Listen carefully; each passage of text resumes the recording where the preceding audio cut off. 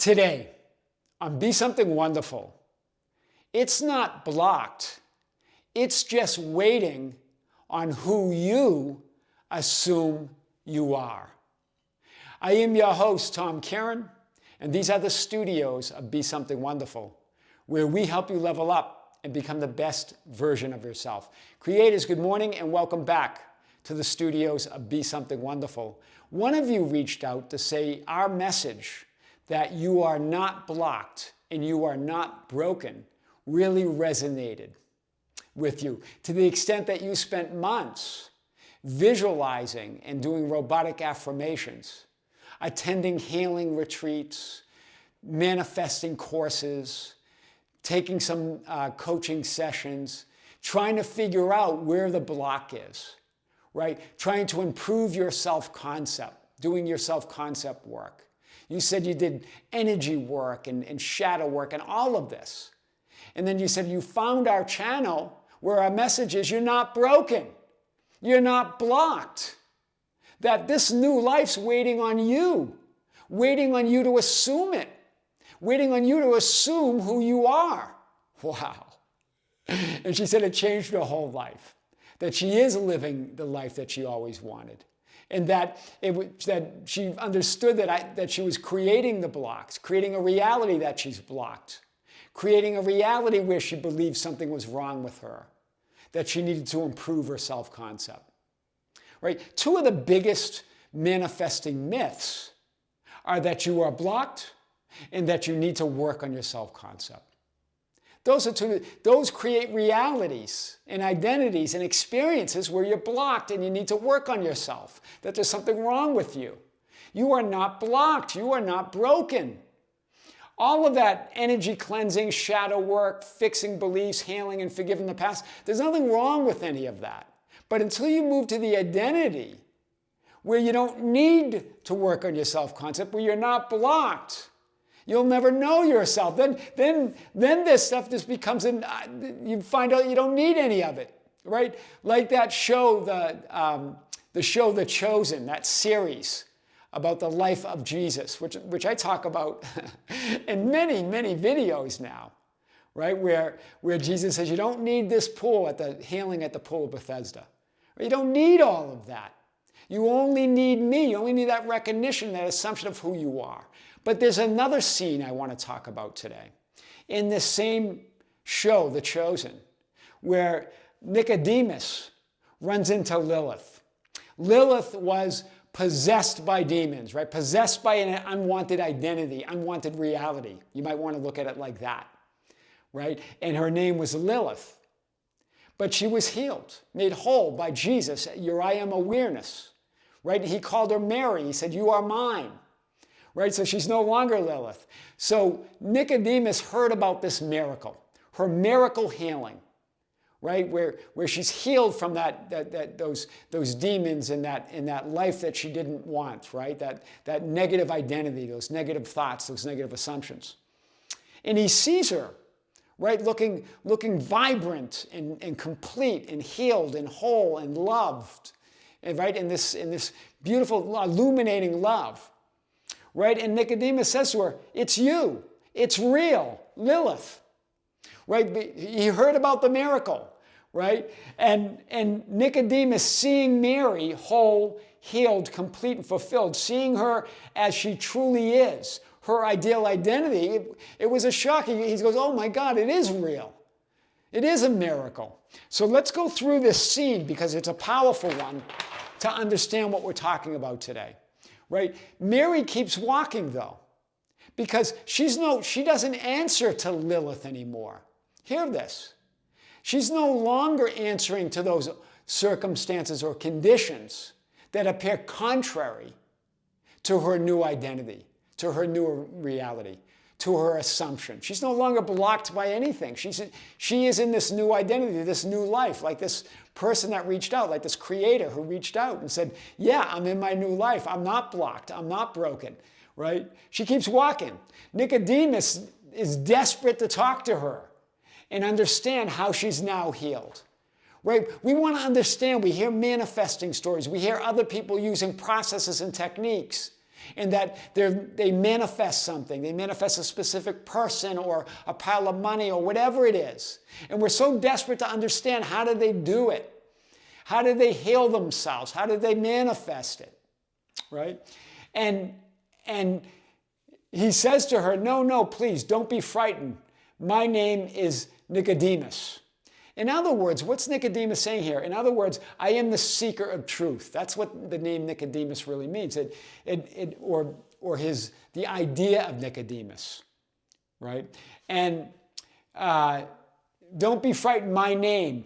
I'm a believer and a follower of the law, the strict letter of the law, right? So Nicodemus believed in the law, right? He was a Pharisee. He followed the law of Moses. But he was open to the higher truth. That's the whole nature of Nicodemus, right? That he's open to a higher truth, that I am awareness of being.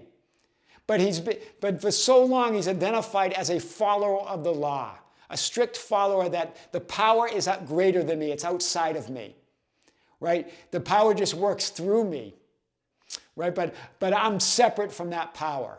I'm still this limited personality following the law. That's what Nicodemus represents here, right? And think of this. Nicodemus says, don't be frightened, but she's not frightened. It's him that's spooked. Right? He's surprised. He's going, wow, she's all healed. She's just in that new identity.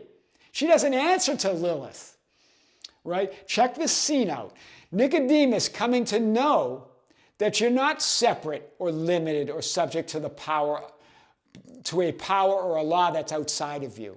That's what Nicodemus was seeking to understand, right? He was coming to that understanding that, wait a minute, this law or power is not outside of me, right? This is what the metaphysical meaning of this means, right? Jesus, your I am awareness in front of the Pharisees, if you remember, in one scene in The Chosen. And they're pressing him, right? Are you saying that you're the Messiah? In other words, are you saying that you're the one? You're the chosen one? You are that awareness of being? And he declares in this scene, I am the law of Moses, right? Because they were threatening to punish him, right? According to the law of Moses, right? It says that you have to be put to death if you were claiming to be the Messiah, right? That's blasphemy, and it's punishable by death. But he says, I am the law of Moses in that particular scene. So in other words, I am the Lord or the law or God, and there is no other. That's your I am awareness of being. Nicodemus wanted to understand this. This is Nicodemus trying to understand, right? Understanding that he's been following the law, but he's open to this idea that there's a higher truth that he's not quite getting. And he's desperate to understand it. This is what this scene represents. Nicodemus says this to Mary, I ministered to you, Lilith, calling her by the old identity, the old name, the old circumstances. That's you seeing the old circumstances, the old reality, right? Trying to heal, fix, and influence and get rid of. So Nicodemus ministered to her when she was possessed or in that old identity or old reality, those unwanted circumstances, right? And he says, I burned incense. He burned incense. In other words, that's us trying to do processes and techniques like this creator who reached out. I went to healing seminars and retreats and courses, and I did robotic affirmations for months, right? And I visualized for months. I did all these rituals to try to manifest and create my new identity and my new reality, right? So do you see this? I ministered to you, Lilith. That's what Nicodemus represents with his incense. And here's Mary. This is powerful. This is a master class in denial, in denying the old identity, the old reality. You don't live there anymore. It's no longer who you are. She says, I don't answer to that name. Wow. I am Mary. I was born Mary. Wow. Born again, knowing herself, her true nature, her true identity. Always having been healed, always having been whole, always having been complete and fulfilled. She changed past, present, and future, right? In that now moment, by understanding who she really is, right? Healed by our own I am awareness. I am Mary. I was born Mary, right? Doesn't answer to Lilith. But Nicodemus, but you were called Lilith, yes? So still, remember, Nicodemus in this case is representing those circumstances, the illusion around you. Things are not what they seem, right? It keeps trying to remind you that you're that old identity, those are the triggers, right? Someone says something to you, right? And that you feel like you're triggered, those circumstances, you're seeing them. But you are that old identity. You are in that old reality. You haven't changed. That's what Nicodemus is saying here. As you see circumstances and appearances, you're trying to it feels like they're trying to pull you back, right? You get that comment all the time, into the old reality and identity. You feel like you're getting pulled back. That's what Nicodemus represents. He recognizes that she's different, but still calling her Lilith. But we doubt it. But, yeah, you're healed and whole, but, you're called Lilith, aren't you? Yes? So trying to get her to identify with that old identity. It's not her. She no longer lives there. She remembered it wrong. That's not her anymore. Right? This is powerful, this scene. Mary is presenting a masterclass here on the true idea of denial in dealing with circumstances. Right? I don't answer to that name. That's what she says. And then she goes, please, I must go.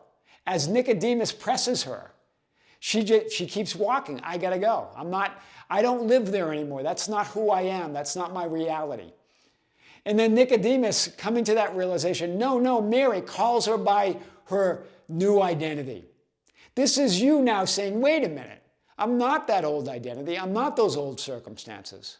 Right? No, Mary, I am desperate for your help, Mary. We're desperate to understand. Right? When we hear these stories that someone manifested something or something happened, what did they do? But it's not what they did, it's who they are. It's who they claim to be. It's the assumption. And Nicodemus identifies himself as a man of God. In other words, what's he saying? I'm a man of God. Right? Making sure that she doesn't run away. In other words, what's Nicodemus saying? I follow the law. I studied Neville Goddard and all those spiritual teachers. I learned all the processing techniques. Tom, I follow your channel and other channels. I follow the law and the commands of the Lord of the law, yet still believing that power is outside of him. That's what Nicodemus was. He represents that yeah, I follow the law, but I still don't, I'm not declaring that I am the law. I'm not seeing myself as that awareness. I'm not seeing myself as all power. Right? You're not just, the power is not only working through you, you are that power. It's working as you. Nicodemus is desperate to understand how Mary experienced a miracle, believing his processes and rituals may have something to do with it. He's believing that incense and ceremony that he did with Lilith is what healed her. And he wants to understand, if that's the case, if his processes and techniques did that, how did they do it? What he wants to now look at what he actually did and how this worked. He goes, I believe you have experienced a miracle, Mary. Yeah. And he wants to understand that, right? He thinks he did it. Right? And then Mary says, so how do you know who I am? Interesting. The whole idea of who do you say I am in Matthew 16:15, Jesus asking his disciples, right? And he first asked, who do the people say that I am, that I, the Son of Man, am? And they went off on a tangent. John the Baptist, Jeremiah, one of the prophets, Elijah. And Jesus says, but who do you say I am? This is the same case. How do you know who I am? Right? I am this new identity. How do you know? Nicodemus, you really don't remember me at all. I burned incense. Again, he's focused on the old identity, the old reality, on Lilith. This is what we do when we're doing, sometimes when we're doing processes and techniques. We're focused from inside the frame of a reality and physical experience that is no longer our choice. Trying to change that, trying to influence that, trying to influence something out there. When it's within, when it's your self-concept, it's you that creates your reality. She now knows and remembers who she really is. She goes to Nicodemus, I don't remember, it's all a blur. She doesn't remember any of that because it's no longer who she is. She doesn't identify with that identity or reality. It's just a blur. And he's just triggering her. Right? But remember, you're playing all the parts in this case. You're Nicodemus, you're Mary, you're Lilith, you're all of it. Right? These are all the different things that go on from within us. She goes, I can't go back to that. Powerful. I can't and I won't. That's powerful. Mary feeling the emotion and the trigger of the circumstances. She keeps walking. You'll see when you watch the scene, you can see her filling up a little bit with tears. I can't go back to that. She felt the emotion. She felt the trigger, but kept walking. Do you see? You're not trying to fight those things. You're just saying it's not me anymore. I can still think those thoughts and feel those emotions, but I am not that person anymore. I'm not that identity. Nicodemus recognizes that and says, no, I don't want you to. I can't imagine. We can't even possibly imagine. It's unimaginable from this new identity and perspective to identify with that old reality or that old identity. That's powerful. Nicodemus, but you are healed. That much is clear. Yeah, you're that imagined and desired identity now. It's clear. It's reality. She has claimed it. Nicodemus recognizes the miracle. I just want to understand how it happened. This is us wondering and believing, right? He's believing it was him, his doing, his incense, his rituals that did it. Mary, this makes two of us. Mary, this makes two of us. We all want to understand, but you are it. There's nothing outside of you. Mary being that I am awareness. That power is that mysterious power that you are works mysteriously within you. You are all power. His ways are mysterious, yes. Wondering how someone affirmed or what the words or the process, what words did they use? What processes that person used to manifest their specific person or the house or the money? And Jesus answers this in John 14:10. The words that I speak to you, I do not speak on my own authority, but the Father who dwells in me does the works. Source, my I am all power. It's not my word, it's not the words that I speak that have the authority. Right? I don't speak on my own authority. It's the Father that works within me. It's all that power that I am as awareness of being that does the works. It's not the processes and techniques. It's not the specific words. And then Nicodemus saying to her, how long after my visit did you feel the change? Him believing, right, that it was the processes and techniques. How long did it take how long should I affirm something? How long should I imagine? When will it out there change? How long until something out there changes in my life? It keeps you focused on the outside. How long does it take for the change out there after I imagine, after I assume, after I affirm it? That's what Nicodemus represents here. How long after my visit did you feel the change, right? Wow, that's powerful. Now, this is the biggest part. Mary drops the truth bomb on Nicodemus and says this, it wasn't anything you did. Wow, it was someone else. It wasn't the burning the incense. It wasn't the incantations. It wasn't the robotic affirmations. It wasn't the rituals. It wasn't the state akin to sleep. It wasn't the visualizations. It wasn't the scripting. It wasn't the subliminals. It was none of that. It was someone else. Whew. Powerful. It was you. You as it I am awareness. It was waiting on for you to assume who you are. To assume that you're that person. Nicodemus is shocked. He's confused. And he says, he's stuttering here. Someone else? Right? Almost fear going through him. Someone else? Who? And Mary goes, he called me Mary. In other words, that power within you calls you by your true name, by your true nature. As I am awareness. I am. It's you calling yourself. Right? I am that I am. He called me Mary. You're calling yourself forth. You're invoking your true nature. I am aware of being that which I desire to be. I am that I am. It's you. Remember, it's you calling yourself to that greater reality, to that greater identity, to the assumption that you're already that person you desire to be. And she goes on and goes, he said, I'm his. Yes, you're one with that great identity. There's no separation. You were never separate. You were never alone. Do you see this? You were never not fulfilled. You were never separate from the love that you are. He called me, he said I'm his. You are that love that you seek. You are that fulfillment that you seek in the outer world or out there. You were never separate. You were never limited. You were never unworthy. You were never alone. You were never unfulfilled. That's the realization that this creator had that reached out. And she goes, I am redeemed. She said this to Nicodemus. Yes, that's the true meaning of redemption. To know yourself as the creator, to know yourself as source, to know yourself as your true identity. That's powerful. So Nicodemus can hardly believe it, right? He's shaking his head in disbelief. And he's like this, and he goes, and it was so? I'm like, I can't believe this.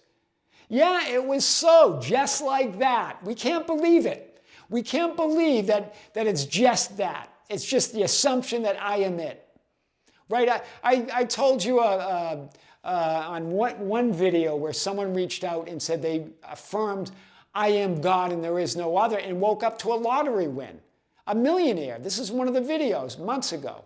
And then another story of a father and son where his son was bleeding out with cancer in the pediatric intensive care. And I spoke with them on the phone, and I could see I could sense and feel their belief, their faith that they are that awareness of being. They stood in that and created that miracle. Just like that. Just like that. Not all the processes and techniques, but understanding that they are reality. Nothing wrong with imagining and visualizing, but have it come from this idea that you're already that which you desire to be. That the whole idea of visualizing and imagining is just to give time, space, and attention to that which you choose. You are all that is. And Mary goes, I don't know his name. Yeah, because it's your name. It's your nature. It's not interesting. I don't know his name because it's your name. I am awareness. Nicodemus, he performs miracles and seeks no credit. That's the limited, linear physical mind and personality that just doesn't get it. He performs miracles and doesn't seek credit. It's your I am awareness. It's not outside of you, right? All the techniques and processes are there to put your attention on and choose what part of all that you are that you want to experience next. What part of all that is that you want to know experientially. That's what all the processes and techniques. They don't create anything. They're not source of anything. You are. Your identity, your assumption of yourself is the creative force, is the creative power. Mary, I don't understand it myself, but here is the big takeaway. But here is what I can tell you. Now, Mary, right here, when she says, I don't understand it myself, but here is what I can tell you. She is about to reveal the secret to manifesting and creating anything in your life. No kidding. Right now, let's go to it. She says this, I was one way, and now I'm completely different. Wow. I was one way. I was blocked. I was confused. I was unfulfilled. I was waiting for a miracle. I believed that there was something wrong with me. I was one way, but now I'm completely different. In other words, I'm not blocked. I'm not confused. I never was. I claimed it. Here and now, I am. Here I am, as Moses answered God at the burning bush. Here I am. I'm complete, and it's a complete and absolute shift and change in every moment. You are new in every moment. In every now moment, you're new. But Nicodemus burning incense for Lilith, the old reality. Here's a representation of the old, past, present, and future. It could be you or Lilith in that frame that I was one way, believing that I'm unfulfilled, believing that I'm blocked. waiting for a miracle, believing in that story that I had about myself, that negative story, those negative assumptions, right? Believing in the solidity of that future will never come, right? That I'm just going to create the same future, a future just like my present and just like my past.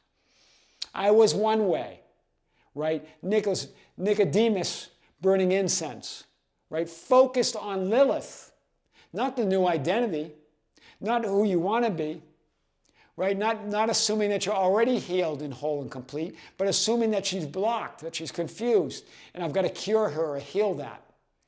That you just leave that. I was one way, and now I'm completely different. Here it is. Here's the new reality. All that is, I am awareness, Jesus. It was someone else. It was you, your I am awareness of being. He called me Mary. It's you identifying with that new self-concept, that new identity, framing this new reality, this new identity. And then from that new identity, you create an idea of who you were, who you are, and who you will be. Do you see it's changing in every moment?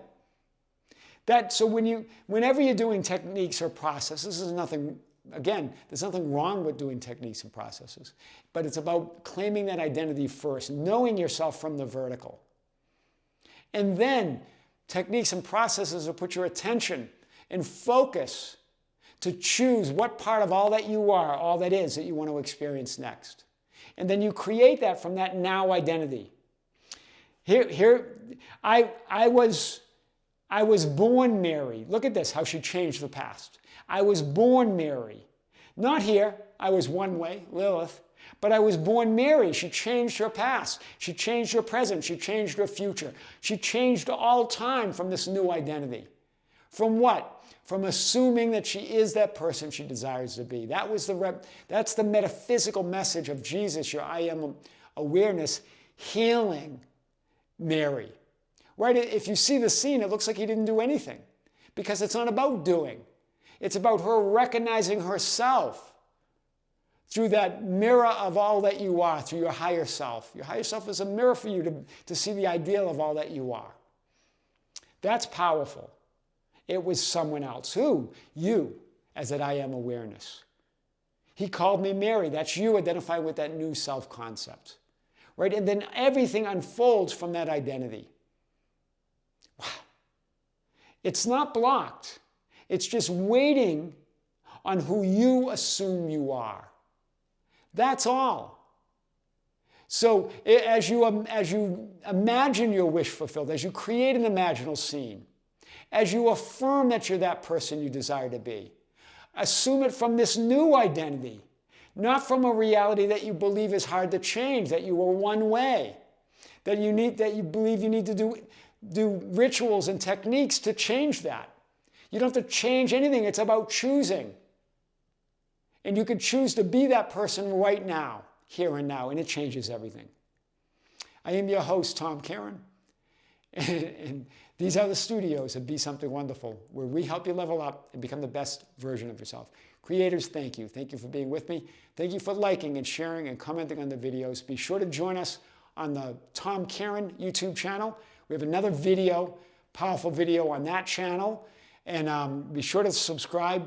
It's the Tom Kearin, Kearin.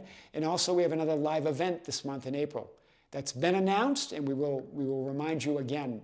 That's at the end of April, right here in the studios at Be Something Wonderful. I'm going to answer your questions in a live stream as you ask them.